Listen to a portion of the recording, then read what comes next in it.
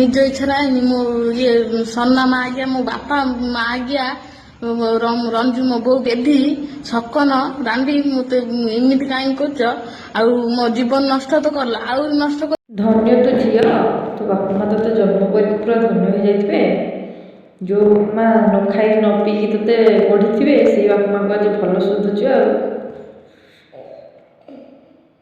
ତୁ କ'ଣ ଭାବୁଛୁ?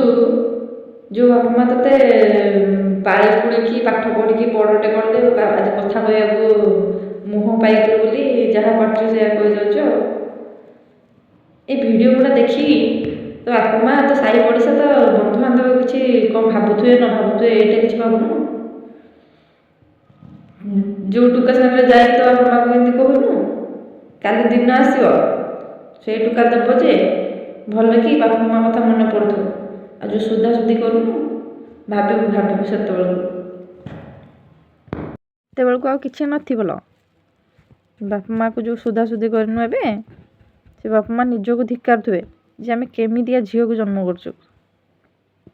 ଭଗବାନ କରନ୍ତୁ ତୋର ବି ଝିଅ ହଉ ଏମିତି କରୁ, ତୋ ଭଳିଆ ସୁଧାସୁଧି କରୁ, ଭଲରେ ରହିବୁ।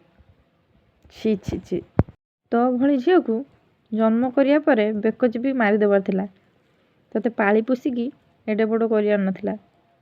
ଛି।